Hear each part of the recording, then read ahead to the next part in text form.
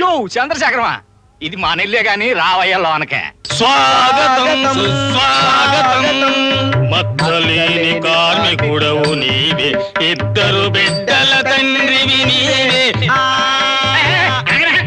ఏమిటి అలంకారం? ఏమి తెలియనట్టే మాట్లాడుతున్నాడు. ఎరా పార్టీ ఇవ్వాల్సి వస్తుందని మ్యారేజ్ డే అన్న విషయం చెప్పడం మానేస్తావా? మ్యారీడేనా? వీడిదా నీదా? అది నీదా? అమ్మ చచ్చి 30 ఏళ్ళు అయితే మ్యారేజ్ ఇప్పుడు గుర్తొచ్చిందా? పిచ్చి వేధవా, ఇది నీ పెళ్లి రోజేరా. అమ్మో ఇంతకు వచ్చేందుకు డబ్బెక్కడదా? దేవుడిచ్చాడు. దేవుడా? యో తొందరగా రండయ్యా, బిర్యానీ రెడీ. బిర్యానీయా? ఇంతమందికి బిర్యానీయా? డబ్బెక్కడితే నాన్న దేవుడిచ్చాడురా. దేవుడి యో ఎవడో ఇచ్చాడు, తొందరగా రండి, బిర్యానీ చల్లారిపోతాంది. నీ తిండి తగలడా, అసలు మనిషి రెడీ రావద్దు.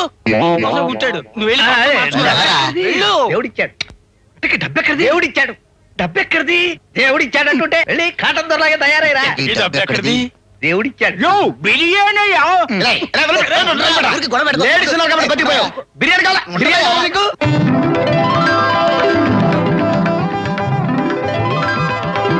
డబ్బెక్కడిది? దేవుడిచ్చాడు.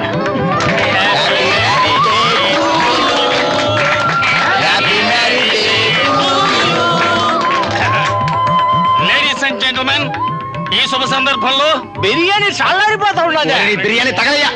ఇలాంటి వాళ్ళని 10 మందిని గల్ఫారికి పంపిస్తే దరిద్రం వదిలిపోద్ది. యో అసలు పెద్దమాయన ఎవడయ్యా? ఉండవయ్యా. తెగినట్టు తెగ కూర్చో ఉన్నాడా? వండుకుంది ఎందుకు? సప్పంగా చల్లారిపోయినాక తింటానికా?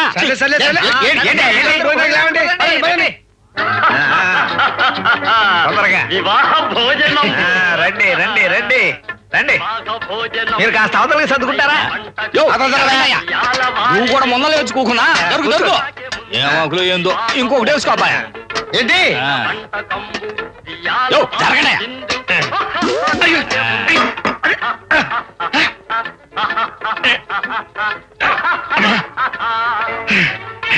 చాలా థ్యాంక్స్ నాన్న, ఇదంతా నాకే కదా. నోరువై, నాకు అల్సర్ ఉంది.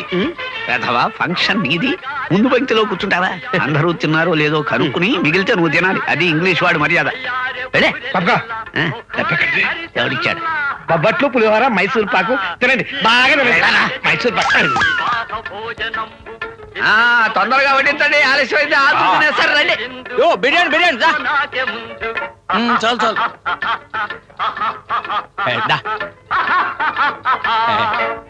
పెట్టు. ఇదిగో ఏందా ఇది పసిపిల్లోడికి పెట్టినట్టు ఇటీ. ఏంద్రా నీ దరిద్రాన్ని కడుపుకి తినరా? తిను.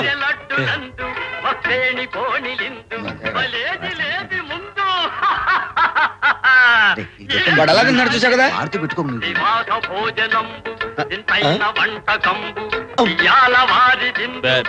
ఇదిగో ఏం వడ్డిస్తున్నాయా ఇదే? నాకు బిర్యానీ పెట్టలేదు, ఈయనకేమో బొబ్బట్టు మైసూర్ పాకు పెట్టలేదు. చూసుకోవద్దా మళ్ళీ దాంటే తల్లిగారు. ఇటు తిరిగి లోపు ఇంత పొలం ఎట్లా తిన్నావురా నాయను? నువ్వు మామూలు మనిషివి కాదు రోయ్. వామ్మో, మళ్ళీ పెడతారు తినరా.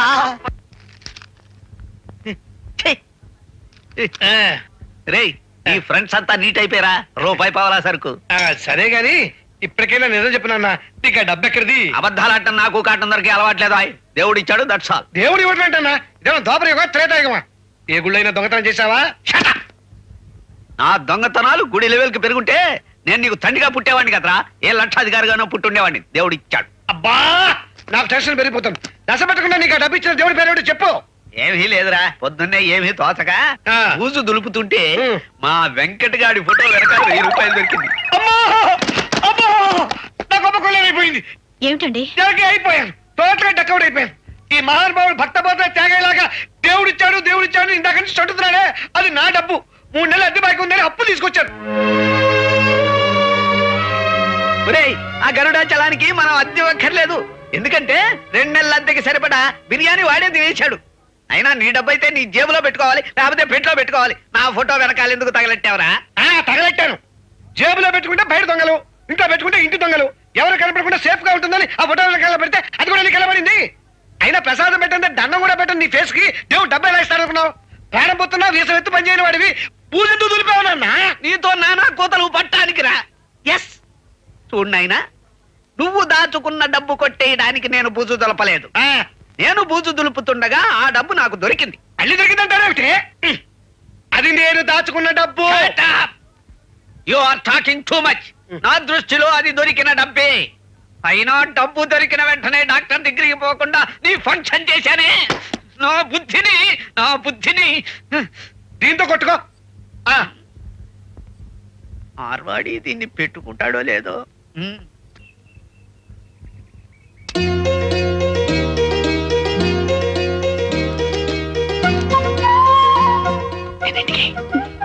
రాసి పైకి వేయి.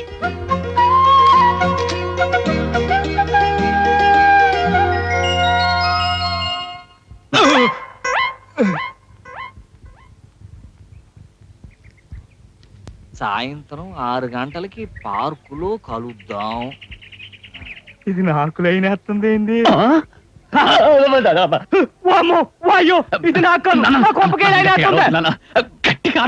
మొత్తమా నీ కట్నం డబ్బులతో ఇంకో కొంప కట్టి అద్దెకిద్దామని నేను అనుకుంటా ఉంటే నువ్వు మన కొంపలు అద్దెకుంటాను. చంద్రశేఖరమా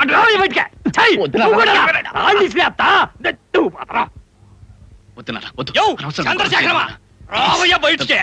గిజ్జల కుర్రోలాగే నీరు కూతురికి పెళ్లి చేసే గతి లేక ఊళ్ళో కుర్రోళ్ళ మీద ఎగదోలి నిమ్మకి నీరైతే ఇంటూ కొట్టవా? నువ్వు కడుపు కూడి తిన్నావా, గడ్డి తింటున్నావా? రావయ్య బయటికే. గరుడాచలం గారు, ఏమిటండి ఇది? బజార్లో నుంచి నా పరువు తీకండి, లోపల రండి మాట్లాడుకుందాం. ఆహా, లోపలికి వచ్చి మాట్లాడుకోవడానికి నువ్వేమన్నా ఇయ్యంకుడువా? నీ కూతురు చేసిన బజారు పనికి బజార్లోనే తెలుసుకోవాలా? రమ్ముందని బయటికే. పిలవయ్యేదాన్ని. అతను అలా మాట్లాడుతుంటే చూస్తూ నిలబడ్డారే, వెళ్ళండి. ఎక్కడికే వెళ్ళేది? అతను కూసే కూతురు నలుగురు వింటుంటే నా పరువు పోతుంది. మీరు ఇంట్లో కూర్చుంటే మాత్రం అతను ఆగుతాడా? వెళ్ళండి, వెళ్ళి అతను లోపలికి తీసుకురండి. వెళ్ళండి. మర్యాదగా దాన్ని బయటికి పంపు, లేకపోతే బ్రోతలు కేసుకున్న దాన్ని లోపల ఇస్తా.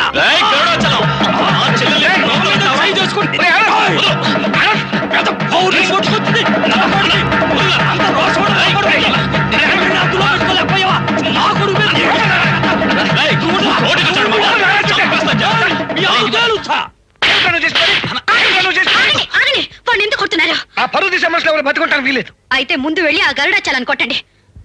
అంతకంటే ముందు దీన్ని చంపండి. వీళ్ళందరికంటే ముందు నన్ను చంపండి. అవునండి, ఈ ఇంటి గుట్టు నలుగురు తెలిస్తే మీ పరువు పోతుందనుకుంటే, ఈ ఇల్లు గడవడం కోసం వీధి వీధంతా అప్పు చేసిన నా వల్ల మీ పరువు ఎప్పుడో పోయింది. చీకటి పడగానే సారా కొట్లో మీ నాన్న అడుగు పెట్టినప్పుడే మీ పరువు మంట కలిసిపోయింది. వయసు వచ్చినా పెళ్లి కాని కూతురు, చదువుకున్న ఉద్యోగం లేని కొడుకు గంగిరెద్దిలా వీధిలో తిరిగినప్పుడే మీ పరువు గంగలో కలిసిపోయింది. మీకంటే ఎత్తెదిగిన ఈ వెదవని కనీసం సినిమా హాల్లో బ్లాక్ టికెట్లు అమ్మైనా సరే 4 రూపాయలు ఇంటికి తీసుకురా అని వీడికి చెప్పండి. ఓసే, నా మీద ఏ మాత్రం గౌరవం ఉన్నా ఈ ఇంట్లో పడుండు, లేకపోతే నీ దాన్ని నువ్వు చూసుకొని దీనికి చెప్పండి. అంతేకాని మీరు అనుకునే పరువు పరువు కాదండి, మొయ్యలేని బరువు. దాన్ని బలవంతంగా మొయ్యాల్సిన కర్మ మీకు లేదు. ఈ ఇల్లు బాగుపడాలనుకుంటే మీ మనసులో ఉన్న మధ్యతరగతి హద్దులు చెరిపేయండి. ఆత్మవంచన చేసుకుంటూ మీరు బాధపడుతూ మమ్మల్ని బాధ పెట్టకండి.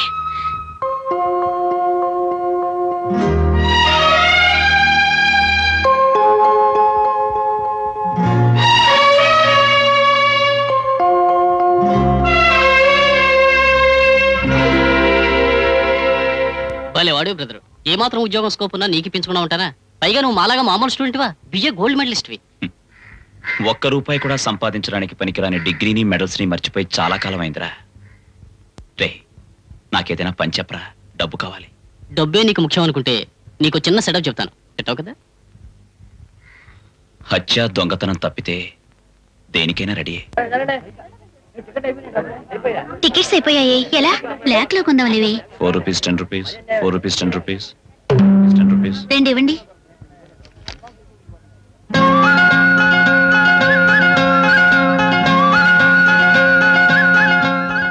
మీరు?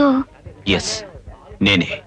చర్చిలో డబ్బులు దొంగిలించిన దొంగని, బ్లాక్ టికెట్స్ అమ్ముకుంటున్న లోఫర్ని. I'm sorry. I'm not sorry. డబ్బులు ఇవ్వండి.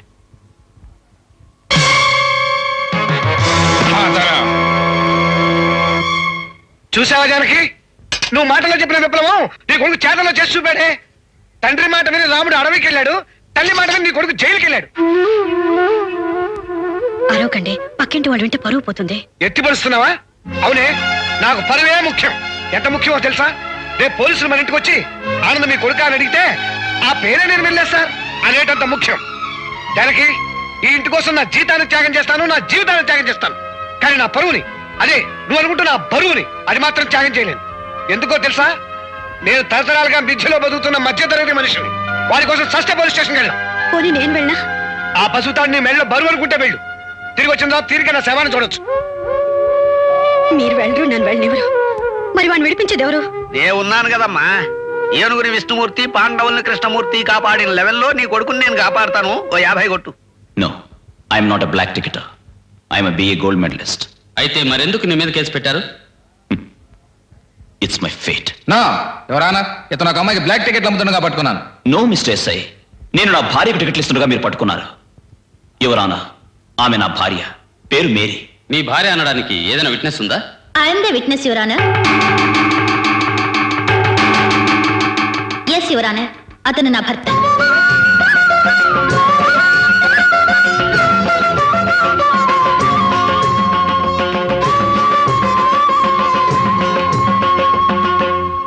నువ్వు అక్కడే ఉన్నావని ఉంటావని నాకు తెలీదు. అందుకే కోర్టులో నువ్వు నా భార్యవని అబద్ధం చెప్పాను. బట్ నువ్వు జడ్జి ముందు నా అబద్ధాన్ని నిజంలా చెప్పావు. ఎందుకలా చెప్పావు? అప్పుడు చర్చిలో, ఇప్పుడు కోర్టులో నా నేరాన్ని నువ్వెందుకు మోస్తున్నావు? నువ్వెవరో నాకు తెలీదు, నేనెవరో నాకు తెలుసు. మీరు కాలేజీలో నాకన్నా 4 ఏళ్లు సీనియర్, చదువులో ఫస్ట్. అప్పట్లో మీరంటే నాకు, నా ఫ్రెండ్స్కి చాలా గౌరవం. మీరు ఏ IAS IPS అయింటారనుకున్నాను. కానీ సంపాదించాలన్న కాన్వర్ట్ పొజిషన్ మిమ్మల్ని ఓ దొంగగా బ్లాక్ టికెటర్గా మార్చిందని నాకు తెలుసు. అందుకే మీకు శిక్ష పడితే ఫైన్ కట్టాలని వచ్చిన నేను మీరు తప్పించుకోవడానికి చెప్పిన మాటను సమర్థించాను. ఓ మంచి మనిషిని మంచి మార్గంలో చూడలేకపోయానన్న బాధ తప్ప నాలో ఏ స్వార్థం లేదు. చాలే ఆపరా. నీ కథలు నమ్మడానికి నేను మీ నాన్ని కాదు. ఒక ఆడపిల్ల కోర్టులో నేను భర్త అని చెప్పిందంటే దాని అర్థం నీకు తెలియపోవచ్చు, కానీ నాకు తెలుసు.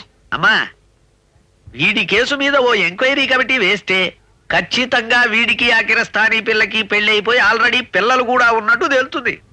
చెప్పరా? ఎంతమంది పిల్లలు ఇంకా చదువుకుంటున్నారా? ఉద్యోగాలు చేసే స్థాయికి ఎదిగారా? మీరు నమ్మినా నమ్మకపోయినా మేరీకి నాకు ఇంతవరకు ఏ బంధము లేదు. ఆ అమ్మాయికి నేనంటే అభిమానం, గౌరవం, నమ్మకం. ఈ ససోటా కబుర్లు నా దగ్గర చెప్పకరా. ఫ్యామిలీ సెటప్ చేశానని ఒప్పేసుకో. ఓకే, మీరింత ప్రశ్నించిన తర్వాత మేరీని ఎందుకు పెళ్లి చేసుకోకూడదు అనుకుంటున్నాను. అనుకోరా, దాంతో పాటే పెళ్లి కావాల్సిన చెల్లెలు నీ పెళ్లిని మరుక్షణమే బావిలో దూకిందనుకో. ఆ అప్రతిష్ట భరించలేక నేను ఊరేసుకుని చచ్చాననుకో. నో మేరీ, నీకు ఆనంద్ అంటే ఎంతైనా గౌరవం ఉండొచ్చు.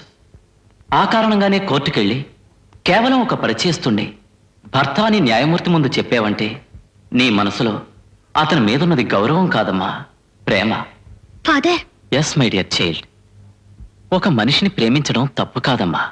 బట్ అతనికి నీలాంటి ఓ అనాథ క్రిస్టియన్ పిల్లపైన ఆశ ఉంటుందే తప్ప ప్రేమ ఉండదు. సారీ ఫాదర్, నాకు మేరీ అంటే ప్రేమే. కానీ ఆ ప్రేమకు కారణం వయసు మీదున్న ఆశ కాదు, మనిషిని మనిషిగా ప్రేమించే ఆమె మనసు మీదున్న గౌరవం.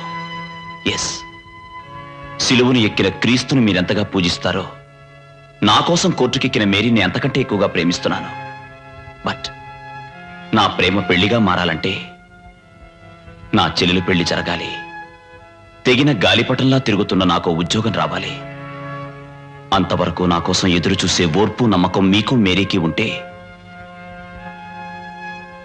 ఈ క్షణమే ఇది పసుపు తాడుగా తన మెళ్ళ వేస్తాను.